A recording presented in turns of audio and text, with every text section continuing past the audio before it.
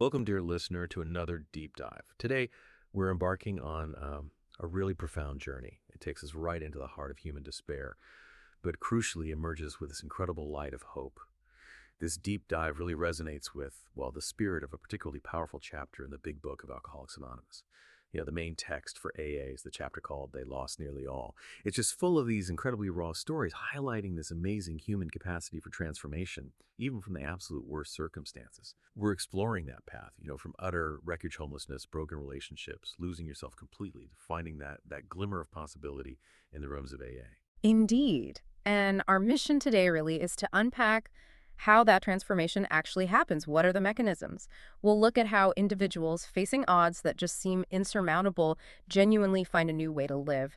And we'll be drawing from quite a range of sources, AA and Al-Anon texts, of course, but also very personal stories, psychological insights, even spiritual writings. It really stands as a testament, I think, that no one is truly beyond help. Recovery is always possible, even when it feels like everything, absolutely everything, is gone. Okay, so we've talked before about how alcohol can be this sort of blind spot, right? It causes so much pain.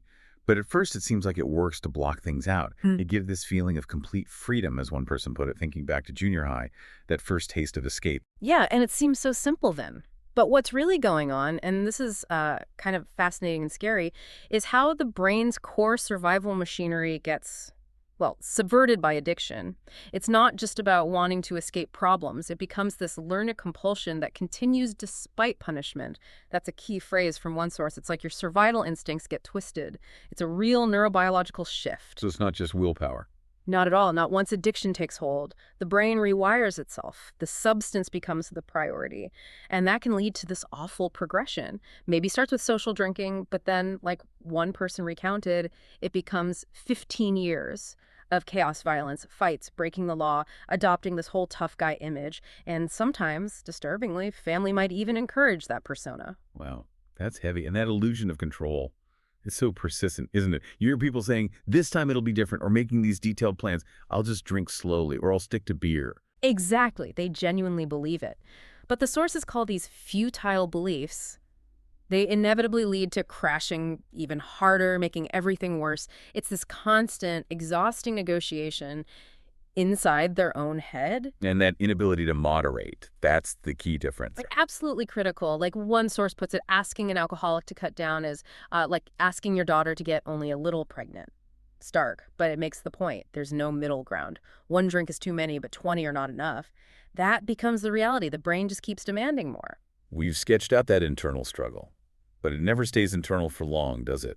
What about the external wreckage? Oh, it spills out everywhere. Often the person doesn't even fully grasp how bad it is at first. We hear these devastating stories getting fired again and again, being penniless, even resorting to panhandling just to get money for liquor, sleeping rough, in front of the Paramount Theater in Times Square, or like another story, in a garage. It's not just bumps in the road. It's total devastation, strips away everything. And the relationships. Immense suffering there, often the first and most painful casualty. Wives leaving, taking the kids, families just shattered. And then there are these really disturbing accounts, like where alcohol makes consent very murky, like an ink spill, blurring lines, eroding boundaries. That's incredibly disturbing. It is, leading people to squash their own feelings, their own boundaries, for the sake of someone else's.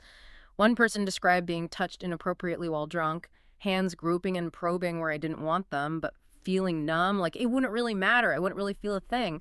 That numbness, that dissociation, it becomes a shield, but it destroys connection and self-respect. And these problems often have deep roots, don't they? Family history can play a huge role. Definitely. It's often not just the individual. One person talked about their father's vague language about sexual problems, his own difficult relationship with his mother, leaving the child feeling like the father held something dark and conflicted and unknowable inside. It's like inheriting this unresolved pain. A legacy of unspoken issues. Exactly. And that can create fertile ground for addiction, trying to cope with stuff you can't even name. And the silence just perpetuates it through generations. So what about the social and developmental factors? Hugely important. One source states flat out, defective relations with other human beings have nearly always been the immediate cause of our woes, including our alcoholism. Our connections matter deeply. And then there's the impact of ACEs adverse childhood experiences. ACEs, right? Things like trauma, abuse, neglect. Yes, significant early life traumas. And the research is stark. ACEs can actually double the odds of addiction. One study suggests something like 64% of the risk for addiction is linked to childhood trauma. It fundamentally alters brain development, stress responses. It really paints addiction less as a choice and more as, well, often a desperate coping mechanism for unbearable pain. So it truly is a family disease, as they say. It often is. The thinking patterns, the coping mechanisms, they get passed down, distorted through generations. It's a cycle. So when you put all that together, the brain compulsion, the external wreckage, the trauma, what's going on inside, how do people even survive that? It's described as this profound inner turmoil, an airless sensation, feeling already dead, or this deep blueness, not necessarily suicidal, but like the life force is just drained. That feeling that only you can bring yourself peace, but you have absolutely no idea how. You lack the tools. A spiritual emptiness. Precisely, a void. And that void often drives the desperate search for external fixes like alcohol, which just digs the hole deeper. It resonates with what Augustine wrote centuries ago. Thou hast made us for thyself, and our heart is restless until it finds its rest in thee. That aching, that spiritual longing. A restlessness. Yeah. And the constant internal questions, whence is evil? It mirrors that struggle. And the fear, shame, guilt, it becomes this crushing burden, often leading to chronic self-centeredness, self-pity, and resentment. One person said it literally destroyed their life. And the loneliness, even when surrounded by people. Profound. Utterly alone in a crowd. One account talks about playing the big shot in cheap barrooms, but then being totally alone on the street, dependent on charity, vainly trying to find emotional security by dominating others or being totally dependent. It's this contradictory, self-defeating search for connection. The tough guy masking the emptiness. Exactly. And inside, the mind is just racing. The old think tank is geared in high, as one source puts it, constant, exhausting mental chaos. And when the drinking stops or is challenged, that feeling of hopelessness is often the first thing revealed. The mask comes off. Like that author who said, the reason I was taking drugs was because I felt hopeless. It was the best idea I could come up with. Stark honesty, isn't it? It shows addiction, for many, is a terribly misguided attempt to solve an overwhelming problem. The solution becomes the problem. But then, somehow, out of that utter defeat comes, well, the beginning. Okay. It's almost unbelievable. People talk about hitting their bottom, like that story of being drunk for 9 days, sick and alone and desperate, finally realizing all independence was gone. That was their bottom. And that realization of complete powerlessness, that's the key. It sounds like weakness, but it's the foundation. As another story says, only through utter defeat are we able to take our first steps toward liberation and strength. It's the paradox. Strength arising out of complete defeat and weakness, the loss of one's old life as a condition for finding a new one. So surrender isn't giving up, it's gaining strength. In a way, yes. You surrender the fight. You can't win the fight. To control the uncontrollable, to gain real inner strength, the desperate attempt to control was the trap. And often it starts with just one small, desperate action, like calling AA, even while still drinking. Yeah, kept drinking and calling up. And then that moment of connection, like the person whose call was answered by a woman who asked, with such understanding, if you could walk. And the caller thought, my God, how understanding. Somebody who knows. Just that spark of empathy breaks through the isolation. That identification, that seems crucial. It's what sets AA apart. Bill W. knew he needed another alcoholic, Dr. Bob. He said he needed Dr. Bob, probably a lot more than you'll ever need me. And when Dr. Bob heard Bill's story, his reaction was simply, yes, that's like me. That's just like me. That was the opening. Not just shared stories, though. Bill used the medical sledgehammer. Right. He explained the reality of alcoholism, how fatal it was. That pushed Dr. Bob towards his last drink. Dr. Bob later said Bill was the first living human who knew what he was talking about in regard to alcoholism from actual experience. That connection, that shared truth, was everything. Which leads to this idea of finding freedom through acceptance. Realizing you can't lick alcohol with our own remaining resources. Exactly. And the first step then involves accepting dependence upon a higher power. It's not about weakness. It's about acknowledging your own will has failed and you need something bigger. Like William James talked about, letting go. Precisely. His analogy of the person clinging to the cliff edge, letting go in despair, only to fall 6 inches onto a ledge. Giving your little private convulsive self a rest and finding that a greater self is there. And accepting God as we understand him, that phrase is so important. For one person, it melted the icy intellectual mountain they'd been hiding behind. So it's not about specific religious beliefs. Not necessarily. It's about being willing to believe in a power greater than myself. Nothing more was required to make my beginning. That willingness is the key. And that willingness has to confront denial too, right? The idea that I'm the exception. Yes. The program is pragmatic about that. If someone insists they can drink normally, well, the best thing for him to do is to go out and prove or disprove it. Yeah. Because personal experience is the most convincing teacher. But the collective experience of AA shows. Overwhelmingly, that if you couldn't drink normally before, you can never drink safely again. The ultimate results being disastrous, it's a hard truth, learned the hard way by millions. So it's admitting self-reliance failed, leading to fear and discontent. Yes. And the program offers a path back to serenity, but first, you must be willing to acknowledge my fears and understand their source and power. The early pioneers insisted on admitting powerlessness and surrendering to God, often in the presence of one or more of the other members. That shared vulnerability was key from the start. Okay, so after that surrender comes the work. Step 4, that searching and fearless moral inventory. Sounds daunting. It is. It grates on the alcoholic nature, as one source says. It's active, uncomfortable work, looking honestly at your past, resentments, fears. It goes against the grain of addiction, which loves denial and hiding. And it's about moving from guilt, what you've done, to shame, who you think you are. That's a really insightful way to put it. Guilt can be addressed, but shame attacks your core self-worth. The humility and confession in Step 5 is about recognizing flaws without being defined by them. And Step 5, sharing that inventory, is tough but vital. Scarcely any step is more necessary. We cannot live alone with our pressing problems. It breaks the isolation. Like the Oxford group found, sharing reveals common struggles. Exactly. Realizing all his sins are also the sins of others instantly lifts from us the feeling of isolation and despair. It's about admitting the exact nature of our wrongs to God, ourselves, and another person, breaking the secrecy. And why is that fearless admission so critical? Because without it, few could stay sober. The weight of unacknowledged wrongs is just too much. Sharing it brings liberation, a beginning of true kinship with man and God. You lose the isolation, gain humility, honesty, realism. It's fundamental. Which leads naturally to steps 8 and 9, making amends, right? Yeah. Correcting past mistakes. Yes. Making restitution to relatives, friends, or enemies. Acknowledging the harm done. And the hard truth is, those we hurt the most are usually the people who love us the most. So these steps are crucial, but often very difficult emotionally. It's about taking responsibility for the ripples. Absolutely. And the word amend means to change or improve. Restitution is part, but the real key is the change in behavior. You can't start fresh if your past is full of wreckage and guilt.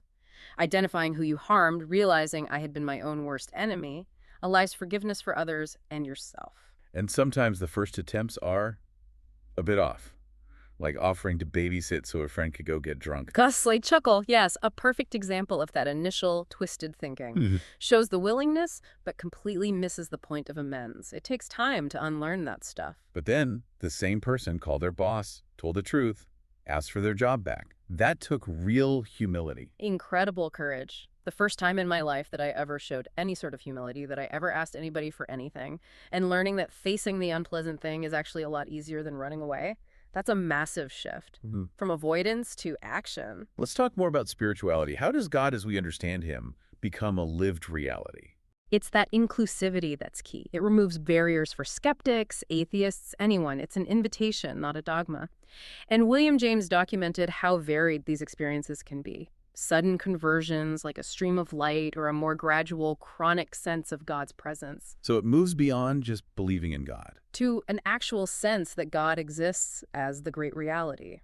A felt presence, a knowing that offers comfort and guidance, feeling that spiritual void. And involves a deep trust. Believing he'll supply what's needed, guide your steps. Yes, that surrender. Emmanuel, or God with us. Moving from struggling alone to feeling accompanied to supported. And the goal isn't just stopping drinking, it's a changed life. Exactly. Something positive, holistic, not deprivation, but enrichment. And it's about spiritual progress, not spiritual perfection. Recognizing it's a lifelong journey removes that pressure of having to be instantly flawless. Focus on the daily effort. And fellowship is huge in this daily effort, isn't it? Finding that place where I belong. Absolutely transformative. After years of isolation and shame, finding people who understand without judgment is incredibly healing. It replaces the secrecy with genuine connection. The early AA groups were focused on helping the newcomer, right? Yes, happy in their release and constantly thinking how they might present their discovery. That spirit came from the Oxford group. These connections are new and wonderful. People escape disaster together and start this common journey, shoulder to shoulder. That collective strength is powerful. Including practical support, like from a sponsor. A vital role. The sponsor commits to staying with the newcomer, guiding them, offering experience and hope. It's not casual. It can be life-saving. It's one alcoholic helping another in practice. And the unity of the whole fellowship is paramount. The most cherished quality our society has, our lives depend squarely upon it. And it's non-coercive. No one can force anyone. The steps are suggestions. The traditions say we ought, never you must. It preserves freedom while safeguarding the group's purpose. So what does this new sober life actually feel like? What are the joys? Often unexpected, profound joys. Like the person saying they were happier now than it has been for a long time. The suicidal thoughts gone. It's not just the absence of misery. It's an active re-engagement with life, rediscovering genuine happiness. Countering that myth that alcohol brings the highs. Completely. Alcohol is a depressant. It lowers consciousness, brings doubt, confusion, regret. Sobriety offers real things. Better sleep, focus, presence, deeper connections. Like the author skipping down the street with glee after just 3 weeks sober, feeling physically and mentally cleansed. Natural joy emerging. And freedom from craving must be huge. Immense relief, living in the place of relief, or rather freedom from craving. Not constantly fighting it, just free. Ready to laugh, enjoy things without needing to plan around the liquor store. All that mental energy freed up. Leading to discovering what you actually enjoy. Who fills you up? Yes, getting your choices back. Finding joy, confidence, connection from within, not from the bottle. Shifting from that external chemical fix to an internal wellspring of contentment. But it's not cure complete, is it? It's a continuous journey. Requires daily practice. Absolutely. Recovery is ongoing. Meditation is often key, the lifeblood of recovery. It cultivates awareness and literally helps rewire the brain, strengthening the prefrontal cortex that addiction damages. It's brain training for sobriety. And vigilance remains important. Once an alcoholic, always an alcoholic. Meaning constant self-awareness, not complacency. Step 10 is about continually watching for selfishness, dishonesty, resentment, fear, and asking for help to remove them. A daily inventory, keeping spiritually fit. It's about actively changing your thinking, from alcoholic thinking to sober thinking. A fundamental re-education of the mind requires constant effort for spiritual growth, applying principles persistently, patiently, reshaping your whole mental landscape. And learning new ways to cope with life's difficulties. Crucial. Developing resilience, trusting you can handle things sober, learning to wear the world as a loose garment, not getting knocked over by every problem, feeling secure in a deeper sense of purpose, finding peace even amidst challenges. Which brings us to giving back. Step 12. The joy of living involves action. Yes, that cycle of recovery and service. Giving that asks no reward. Love that has no price tag. Helping others, especially those still struggling, becomes a powerful source of meaning and reinforces your own sobriety. A shift from self-centeredness to contribution. Becoming the founder of a new life for other alcoholics. A profound idea. And that work is never paid for. The rewards are spiritual, seeing others transform, solidifying your own recovery, that sense of purpose and gratitude. And carrying that message ensures the fellowship continues, right? So others get their chance. Exactly. It's a collective responsibility to reach out, offer the same hope, that living chain reaction of compassion. Based on attraction rather than promotion. Yes, carried by example, not by advertising. And anonymity is key principles before personalities. It protects the fellowship from egos, money issues, prestige seeking, keeping the focus purely on helping the suffering alcoholic. So as we wrap up this deep dive, we've traced this incredible arc from feeling already dead in addiction to finding profound hope, freedom, community, and a spiritual connection in recovery. It might start with losing nearly all, but it opens the door to a life that can be truly happier now than it has been for a long time. Absolutely. And it underlines that basic truth. Alcohol is toxic. It depresses, breeds anxiety, damages relationships, makes you do stupid things, as the author bluntly put it. Sobriety brings clarity. It lets people rebuild self-worth, heal, and contribute meaningfully, strips away illusions to reveal a much better reality. So for you, listening, Maybe consider what rock bottom in your own life, whatever it looks like, might actually be. Could it be an invitation? An invitation perhaps to a deeper, more authentic freedom, a stronger connection, a more purposeful life that maybe you haven't even dared to imagine yet. Thank you for joining us on this incredibly important deep dive.